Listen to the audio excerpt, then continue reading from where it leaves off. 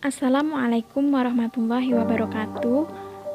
Perkenalkan, nama saya Raningsih Horikotul Anissa, NIM 18070260085 dari Gizi 6C.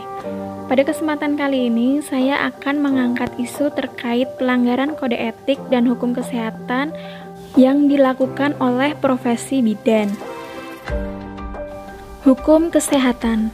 Hukum kesehatan merupakan peraturan yang mengatur tentang hal-hal yang berkaitan dengan kesehatan. Hukum kesehatan merupakan seperangkat kaidah yang mengatur seluruh aspek yang berkaitan dengan upaya dan pemeliharaan di bidang kesehatan. Hukum kesehatan dapat berupa rangkaian peraturan perundang-undangan dalam bidang kesehatan yang mengatur pelayanan medik dan sarana medik. Kode etik kebidanan.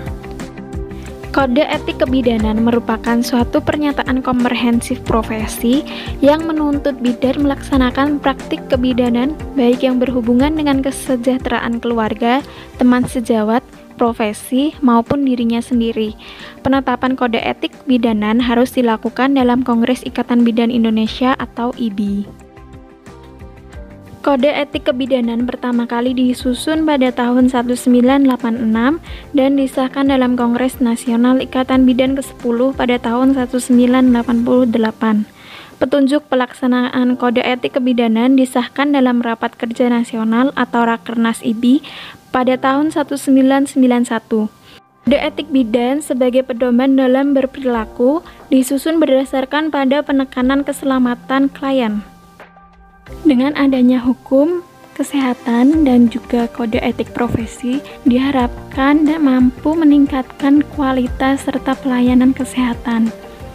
Namun, masih banyak kita jumpai kasus pelanggaran kode etik dan peraturan terkait kesehatan maupun undang-undang kesehatan yang dilakukan oleh tenaga kesehatan.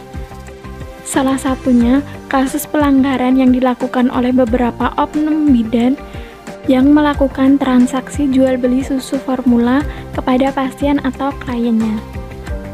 Seperti dilansir dalam surya.co.id, Forum Peduli Kematian Ibu dan Anak KIA Kabupaten Tulung Agung menemukan dugaan adanya barisan bidan nakal dalam menangani ibu yang melahirkan. Organisasi tersebut menemukan hal-hal yang terkait kinerja bidan yang menurut mereka sudah parah. Para oknum bidan ini lebih berorientasi pada keuntungan. Setidaknya ada dua temuan yang menjadi keprihatinan mereka. Salah satunya, para bidan mengejar keuntungan dengan menjadi sales susu formula pada ibu-ibu yang melahirkan di kliniknya. Padahal sesuai dengan Undang-Undang Kesehatan, Permenkes hingga Perda, para bidan wajib mengkampanyekan perlunya seorang ibu memberikan ASI eksklusif kepada bayinya atau memberikan edukasi terkait inisiasi menyusui dini atau IMD. Forum Peduli KIA Tulung Agung juga menemukan fakta bahwasanya produsen susu formula menawarkan keuntungan bagi bidan yang turut menawarkan produknya. Mereka dibebani target tertentu dengan iming-iming sejumlah hadiah, mulai dari paket umroh, haji, bahkan mobil. Praktek nakal inilah yang dilawan oleh Forum Peduli KIA yang berdiri sejak tahun 2012. Pernah dalam suatu inspeksi, mereka menemukan bahwasanya para bidan telah memperjualbelikan susu formula. Para bidan tidak segan-segan memasukkan pembelian susu formula itu ke dalam bukti pembayaran.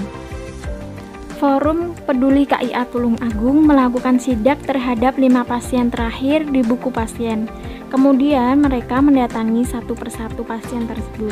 Dan dari pasien itu mereka tahu bahwa oknum bidan itu juga menjual susu formula dan tidak mengedukasi inisiasi menyusui dini serta pentingnya pemberian ASI secara eksklusif. Kasus yang dilakukan oleh oknum bidan tersebut telah melanggar hukum kesehatan. Yang pertama, pelanggaran terhadap aturan pemerintah tentang pemasaran susu formula yang diatur dalam UU Kesehatan Nomor 36 Tahun 2009, Pasal 128 yang menekankan hak bayi untuk mendapatkan ASI eksklusif kecuali ada indikasi medis tertentu. Yang kedua, pelanggaran terhadap peraturan Menteri Kesehatan tentang pemberian ASI eksklusif yang diatur dalam Permenkes nomor 15 tahun 2014 pasal 1 ayat 1 tentang tata cara pengenaan sanksi administratif bagi tenaga kesehatan, pengurus organisasi profesi di bidang kesehatan, serta produsen dan distributor susu formula bayi dan atau popok bayi lainnya yang dapat menghambat keberhasilan program pemberian ASI eksklusif. Dan yang ketiga adalah pelanggaran terhadap aturan yang telah ditetapkan oleh WHO, yakni The International Job of Marketing of Breast Milk Substitution, mengenai larangan pemasaran susu formula kepada tenaga kesehatan. Selanjutnya, pelanggaran kode etik yang dilakukan oleh oknum bidan tersebut. Yang pertama, pelanggaran terkait bab 1 tentang kewajiban bidan terhadap klien dan masyarakat, yang mana perbuatan bidan tersebut tidak sesuai dengan ayat 6 yang berbunyi setiap bidan senantiasa menciptakan suasana yang serasi dalam hubungan melaksanakan tugasnya dengan mendorong partisipasi masyarakat untuk meningkatkan derajat kesehatan yang optimal. Yang kedua, pelanggaran pada bab 4 tentang kewajiban bidan terhadap profesinya. Perbuatan yang dilakukan oleh oknum bidan tersebut telah mencoreng nama baik profesi bidan. Seperti yang tertuang dalam bab 4 ayat 1, setiap bidan harus menjaga nama baik dan menjunjung tinggi citra profesinya dengan menampilkan kepribadian yang tinggi dan memberi pelayanan yang bermutu kepada masyarakat. Dan yang ketiga, pelanggaran terkait bab 6 tentang kewajiban bidan terhadap pemerintah, nusa, bangsa, dan tanah air, di mana perbuatan bidan tersebut telah melanggar peraturan atau undang-undang yang disahkan oleh pemerintah dan upaya yang dilakukan oleh negara dalam melaksanakan program pemberian ASI eksklusif, yang mana dalam bab 6 ayat 1, setiap bidan dalam melaksanakan tugasnya senantiasa melaksanakan ketentuan pemerintah dalam bidang kesehatan, khususnya pelayanan kesehatan ibu dan anak atau keluarga berencana, dan kesehatan keluarga dan masyarakat. Saran yang dapat diberikan terhadap kasus tersebut adalah yang pertama, oknum bidan diberikan sanksi hingga hukuman yang sesuai agar mereka jera terhadap hal yang mereka lakukan, dan oknum bidan tersebut mampu mempertanggungjawabkan efek jangka panjang yang akan dialami oleh pasien.